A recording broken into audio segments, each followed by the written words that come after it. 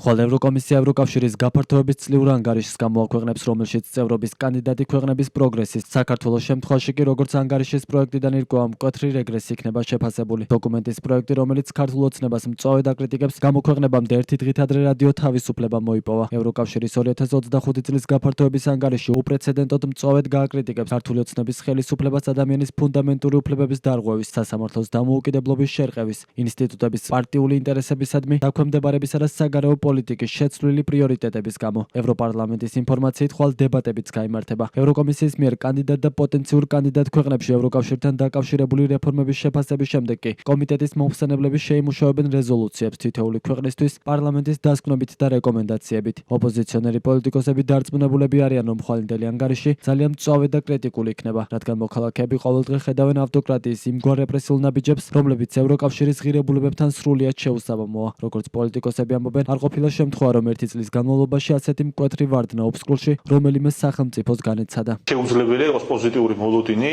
ამ შეფასებასთან დაკავშირებითაც, იმიტომ რომ ყველა მიმართულებით საქართველოს აქვს ისტორიულად ყველაზე უარესი მაჩვენებელი ევროპული ინტეგრაციის კუთხით, ზოგადად ეს პროცესი არის შეჩერებული და ქვეყანა, რომელიც თუნდაც აღმოსავლური პარტნიორობის ფორმატში იყო ლიდერი, ქცეული არის აბსოლუტურ მაჩანჩალა ქვეყანად, რომელსაც არც ერთ ფორმატში, აღარც ერთ პლატფორმაზე აღარ მოიაზრებენ ხოლმე ევროპის გაფართოების საკითხებში. ჩვენთვის დღეს მთავარი ამოცანა არის, რომ აუცილებლად არსებობდეს სანქციები, ოღონდ ეს სანქციები ეხებოდეს ქართული ოცნების ჩინოვნიკებს და იმ პოლიტიკურ ქორს, რომელიც ქმნის ქართული ოცნების პოლიტიკას. ქართული ოცნების პარლამენტის თავმჯდომარე შალვა პაპუაშვილი ამბობს, რომ მათ სამართლიანი მიდგომის მოლოდინი არ აქვთ. მისი თქმით, ბრიუსელი განიცდის ღირებულებით უკუსლას და სრულიად აცდენილია საერთო ევროპულ ღირებულებებს. ევროკომისიისგან იმ მტრული რიტორიკისგან, რომელიც ზოგიერთს აქვს ბრიუსელში, იმ მხარდაჭერისა, რომელიც ჩვენ ვნახეთ ევროკომისიის პრესპიკერის მხრიდან სახელმწიფო გადატრიალების შეკრებასთან დაკავშირებით 4 ოქტომბერთან, რომელზეც დღემდე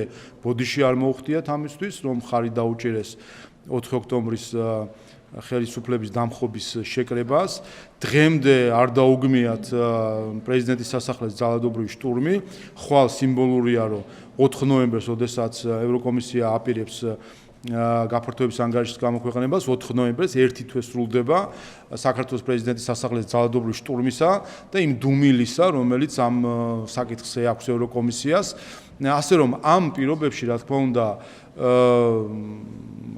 რთულია იფიქრო, რომ ქართველი ხალხის მიმართ რაიმე დადებითი გადაწყვეტილებები ან მოსაზრებები იქნება ბრიუსელში. რამდენიმე დღის წინ ევროკავშირის გაფართოების წლიურ ანგარიშზე ევროკავშირის ელჩმა საქართველოში პაվել ჰერჩინსკიმ ისაუბრა. მისი თქმით, 4 ნოემბერს საქართველოსთან დაკავშირებით გაფართოების ანგარიში გამოქვეყნდება, რომელიც იქნება ძალიან გრძელი და არსებითი დოკუმენტი. ჰერჩინსკის განმარტებით, ანგარიშში დეტალურად იქნება აღწერილი რა მოხდა საქართველოში უკანასკნელი 1 წლის განმავლობაში და როგორ უკავშირდება ეს საქართველოს სწრაფოს გახდეს ევროკავშირის წევრი. მისივე ინფორმაციით 4 ნოემბერს გაიმართება პრესკონფერენცია ბრიუსელში, რომელსაც ევროკომისიის ვიცე-პრეზიდენტი კაია კალასი და გაფართოების საკითხებში ევროკომისარი მარტა კოსი გამართავენ. როგორც ელჩმა თქვა, ამავე დღეს პრესკონფერენციას საქართველოში ისიც გამართავს, რათა დეტალურად გასცეს კითხვებს პასუხი, რამდენად კარგად ან ცუდად მუშაობს საქართველო.